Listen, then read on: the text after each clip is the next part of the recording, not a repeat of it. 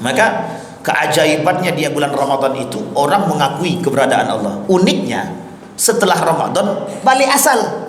Nah, ini yang paling penting masalah. Di bulan Ramadan tidak ada yang datang ke dukun, Pak. Wah, kami tidak akan datang ke dukun, pokoknya pribadi. Setelah Ramadan dia jadi dukun, Pak. Nah, coba bayangkan. Nah, ini poin penting.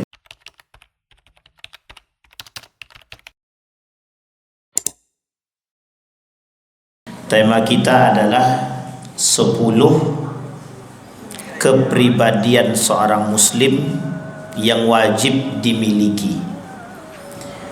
Karena judulnya itu yang dikirim ke kita itu transformasi menuju lebih baik. Jadi menuju kepribadian yang lebih baik. Allah berfirman di dalam Al-Quran begini. Kata Allah, "Man yuhajir fi sabilillah yajid fil ardi muraghaman katsira was'ah wa man yakhruj min baitihi muhajiran ila Allah thumma yudrikul maut faqad waqa'a ajruhu 'ala Allah." Shadaqallah. Kata Allah dalam Al-Qur'an begini. Kata Allah tentang berhijrah. Barang siapa yang berhijrah, may yuhajir fi sabilillah, barang siapa yang berhijrah di jalan Allah. Sekarang kita potong dulu. Apa maksudnya berhijrah di jalan Allah ini? Menuju pribadi yang baik.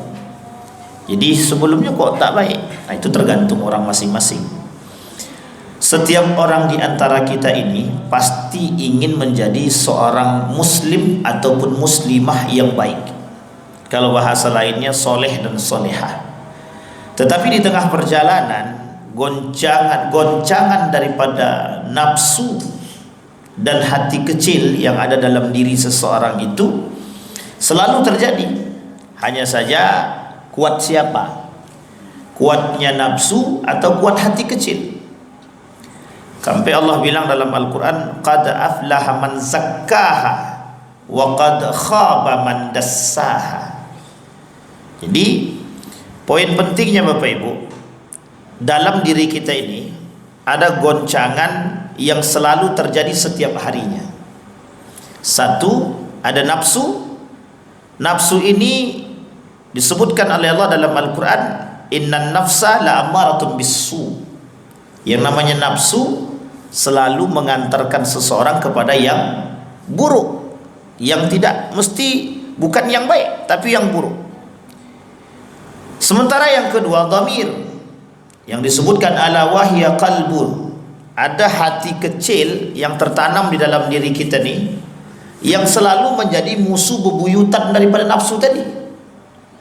Setiap seorang yang ingin melakukan perbuatan tercela ataupun maksiat, baik maksiat tangan, mulut, mata, kaki, dan hati itu sekalipun, hati kecil bilang begini, jangan, nanti Allah marah. Ini permisalan saja. Kata nafsu bilang begini, kata hawa nafsu, udahlah, ntar kan bisa tobat. Nah, jadi selalu ada goncangan. Misal seorang anak mau mencuri, kata dia, setan bilang begini, kau sedang butuh duit kan untuk beli internet. Nah, udah ambil aja duit itu, kan itu duit emakmu. Artinya dia nyolong juga, meskipun duit orang tua tapi tetap nyolong ini. Artinya dia nggak kasih tahu orang tua, ya kan nggak minta juga, berarti nyolong, minta atau ngambil atau mencuri uang orang tuanya. Kemudian hati kecil bilang begini, jangan, ndak usah, izin dulu sama orang tua. Tapi kemudian setan bilang begini lagi, kata setan, udahlah ambil aja kan duit makmu. Jadi selalu ada goncangan-goncangan seperti ini di dalam hati.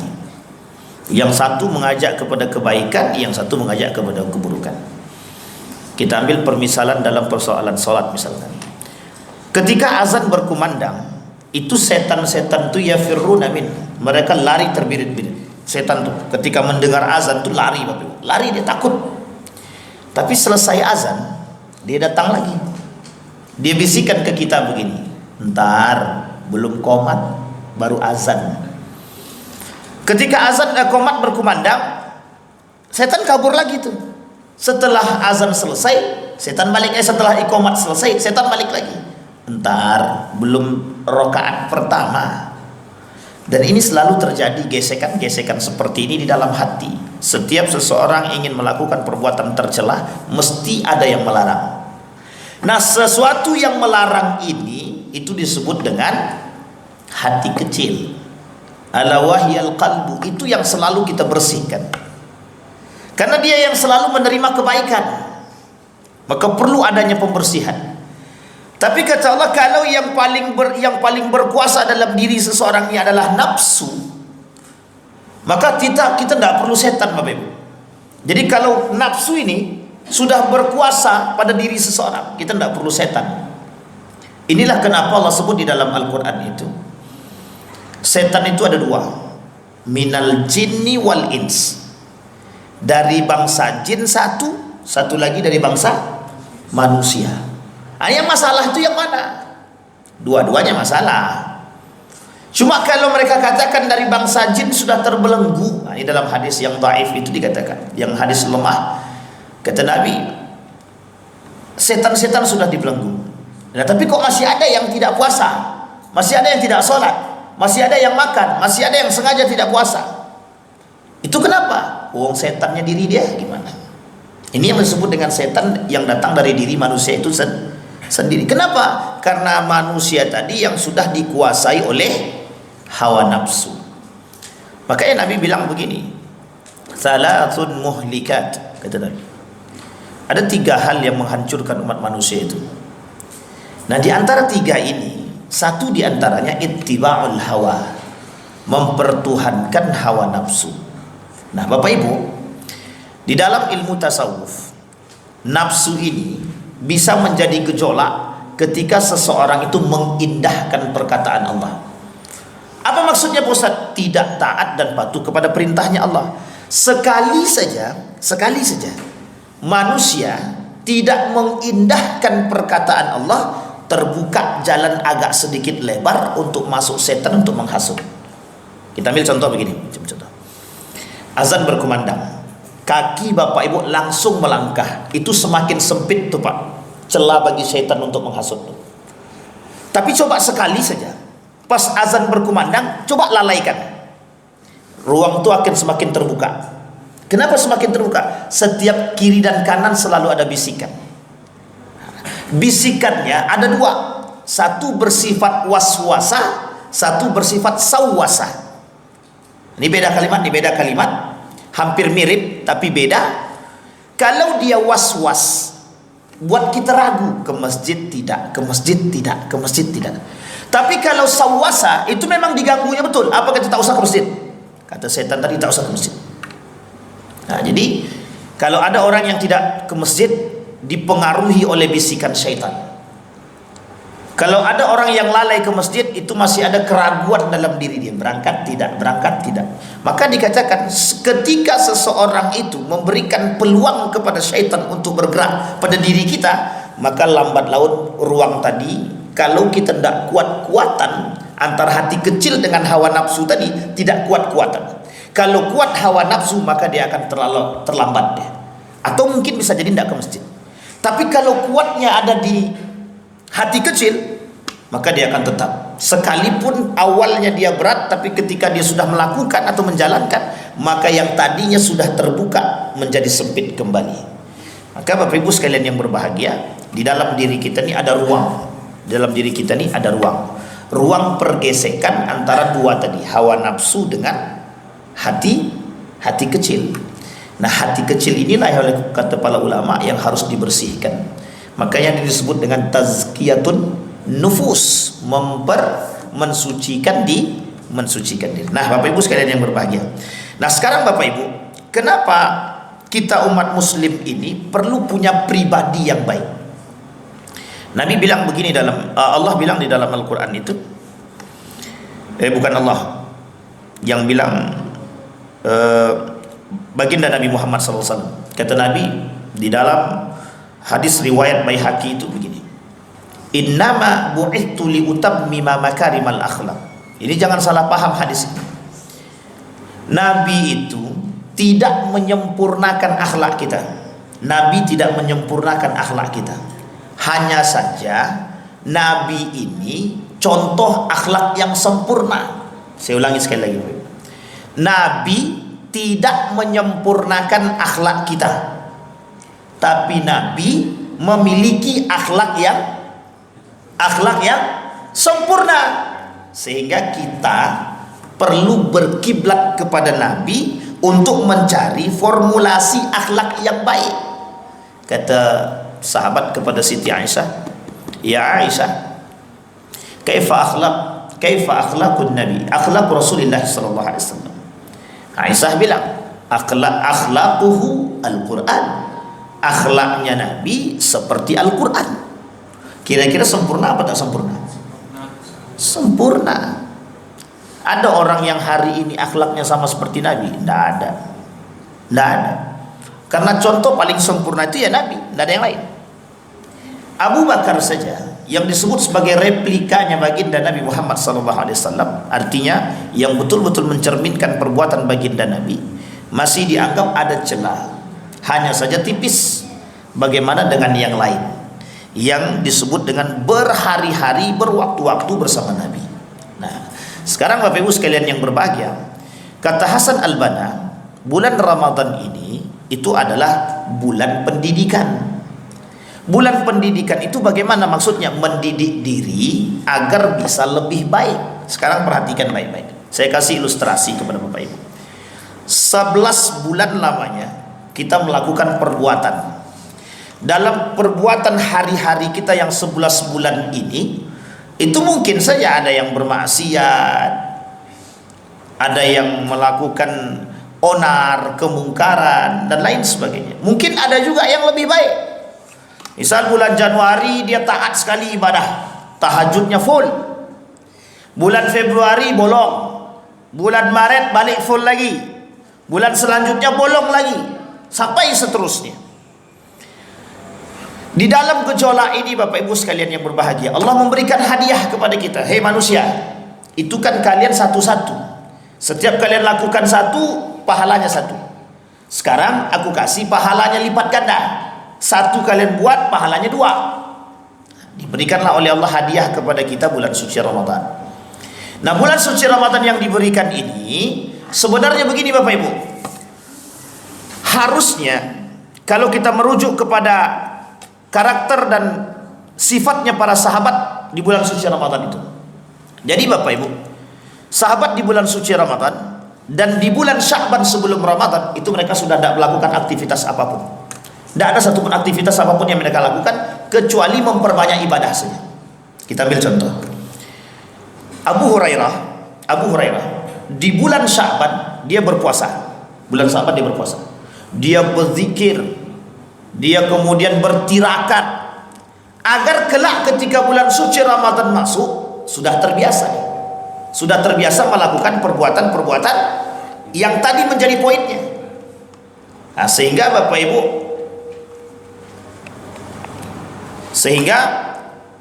para sahabat itu melakukan aktivitas-aktivitas yang sebelumnya di bulan Sya'ban sudah mereka lakukan, dan ketika bulan suci Ramadan kembali mereka perbuat. Tujuannya apa? Agar bisa istiqamah. Tapi kan kami harus kerja Pak Ustaz. Iya, kita tidak sahabat memang, kita tidak tabi'in memang, tapi kita tidak juga tabi'in memang. Kita bukan ulama, iya, kita memang bukan orang soleh, iya. Tetapi ada peluang. Itu tujuan Allah berikan kepada kita. Orang sekarang ini dilalaikan. Saya tidak tahu Bapak Ibu, kalau kita melihat keluar ini Bapak Ibu, kalau kita pakai kacamata kita sekarang, kita melihat keluar, Ramadan itu bukan tujuannya ibadah bagi mereka. Ramadan itu tujuannya adalah dunia. Karena ada hadis Nabi ketika mendekat Lebaran itu, kata Nabi, pakailah pakaian yang bagus-bagus. Itu menjadi poin utama. Menjadi poin utama, bukan ibadahnya. Sehingga kenapa setiap hari, setiap waktu itu saf itu mengalami kemajuan, bukan kemunduran. Karena kalau kemunduran berbahaya Pak Ustaz. Enggak, itu bukan berbahaya, itu yang baik sebenarnya. Kenapa terus ada majunya? Ya itu tadi, karena safnya pindah ke tempat yang lain. Kemana pindahnya? Ke tempat yang sudah antri duluan. Di mana antrinya? Jalan Sudirman. Udah ngantri Pak. Ngapain ngantri? Rupanya beli baju. Di mana Tokopedia? Kok tahu tadi lewat situ? Lah kok antrinya panjang? Rupanya mereka ngantri beli itu. Coba bayangkan. Tapi kan sekali-sekali Pak Ustaz, pertanyaannya siang hari kemana? Kenapa kok diambil malam hari? Kenapa tidak siang hari? Kadang-kadang kita mengorbankan sesuatu yang tidak penting, kita korbankan sesuatu yang penting daripada sesuatu yang tak penting. Sekarang saya tanya Bapak Ibu, baju lebaran tahun kemarin masih ada nggak?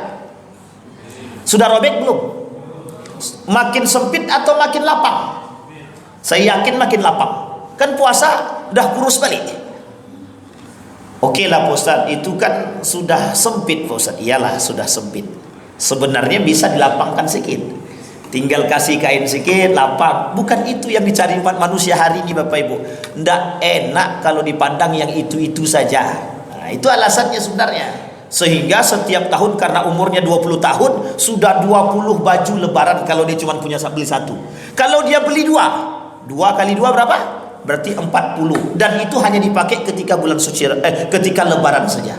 Selesai lebaran dimasuk, menumpuklah. Besoknya ini Pak Ustadz kami mau kasih ke panti asuhan, bakti sosial. Yang dikasih sisa kita kan. Coba bayangkan, itu karakter umat manusia sekarang begitu. Makanya kenapa softnya maju. Ditambah ada teriakan dari jin dan iblis dan setan. Hei umat muslim, ada diskon 50% gitu. Nah itu dia. Itu jelas tuh teriakan setan-setan itu. Lu kenapa kok mereka lebih datang ke sana? Iya 50% Ustaz rugi kalau kami tak ke sana. Jadi kalau dia tak sampai ke sana menyesal tuh Pak. Nah, jadi Bapak Ibu yang hadir sekarang nih, ini adalah Bapak Ibu yang tidak cinta terhadap dunia. Amin. Wallahu alam. Insya Allah ya. Sampai di sini paham Bapak Ibu. Ini poin penting nih. Makanya Bapak Ibu kenapa softnya maju-maju terus? Karena di akhir Ramadan itu jinnya sudah berubah. Meskipun setannya terbelenggu, karena hawa nafsu lebih tinggi daripada hati kecil tadi, sehingga manusia berubah wujud menjadi setan. Tidak usah ragu-ragu bilang setan Bapak Ibu. Memang begitu karakternya. Tapi bukan manusia ya. Manusia yang mengikuti hawa nafsu. Baik. Nah sekarang Bapak Ibu sekalian yang berbahagia, kata Hasan Al-Banna, apa pendidikannya yang harus kita lakukan? Satu, pendidikan akhlak.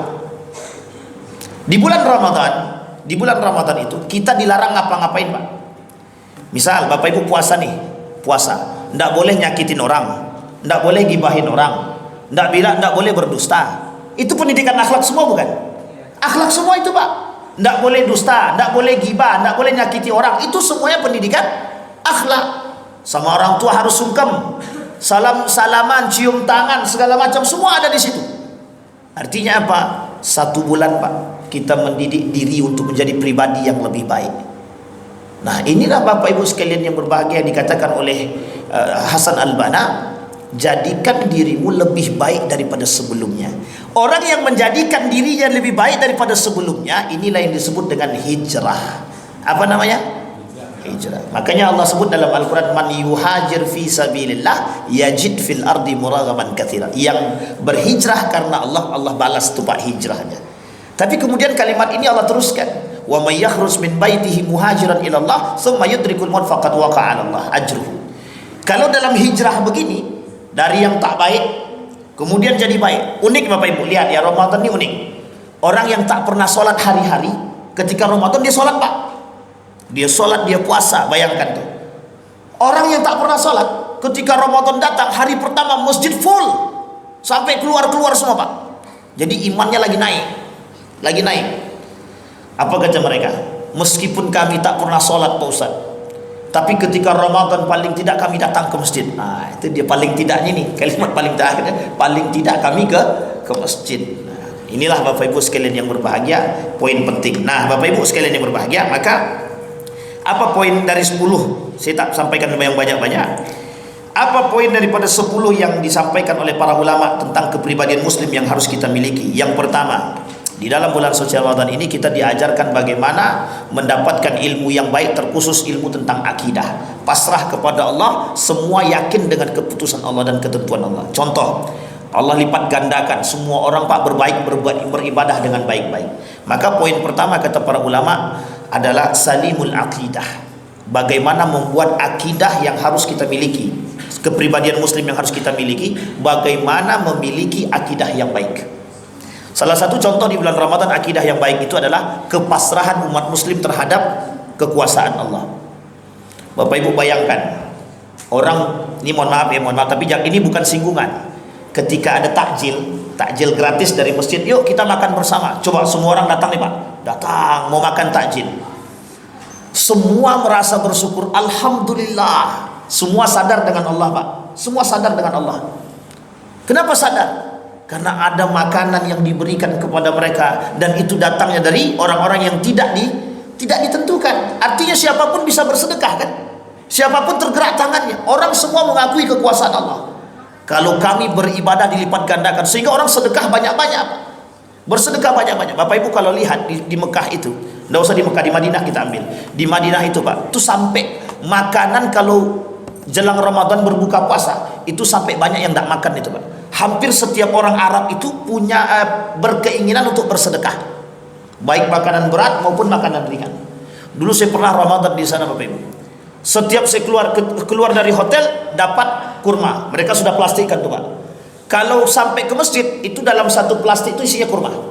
Nanti balik dari masjid itu dapat kurma lagi. Itu kita tidak perlu beli kurma yang lain. Kurma gratis itu udah bisa cukup kita bawa pulang tuh Pak. Kadang sampai 4 hari itu bisa sampai 3 kilo 4 kilo kurmanya saja. Artinya saking banyak yang sedekah gitu. Nah ini poin penting Bapak Ibu.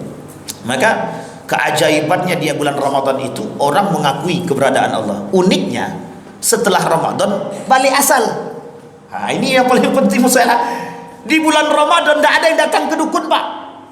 Wah kami tidak akan datang ke dukun, pokoknya pribadi. Setelah Ramadan dia jadi dukun Pak. Nah coba bayangkan. Nah ini poin penting. Maka kita butuh, kata para ulama, salimul akidah, akidah yang benar.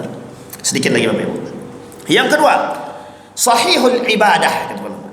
Ibadah yang baik, ibadah yang benar. Bapak Ibu, dalam bulan Ramadan ini ada kajian setiap tarawih setelah Isya menjelang tarawih, meskipun tidak lama. Dan ini poin Bapak Ibu untuk menambah keilmuan. Sebenarnya kajiannya tentang puasa Ramadan ini harusnya dilakukan sebelum Ramadan. Kenapa? Ilmu puasa. Karena orang yang beribadah dengan ilmu tak sama dengan orang beribadah tanpa ilmu. Hal yastawil ladzina ya'lamuna wal ladzina la ya'lamun. Apakah sama orang beribadah dengan berilmu dengan tanpa ilmu? Tidak sama. Nilainya pun berbeda. Dan bisa-bisa orang yang beribadah tanpa ilmu justru Allah tidak terima ibadahnya. Kenapa Allah tak terima ibadahnya? Karena bisa saja ilmu yang ibadah yang dia lakukan tanpa dasar. Kalau tanpa dasar ibadah yang dilakukan Allah Ta'ala, apa kata Nabi? Barang siapa yang melakukan sesuatu falaysa alaihi amruna fahuwa raddun. Barang siapa yang melakukan satu ibadah yang di dalamnya tidak ada perintah dari kami, kata Nabi, maka itu tertolak. Nah, coba bayangkan kalau kita tidak punya ilmu.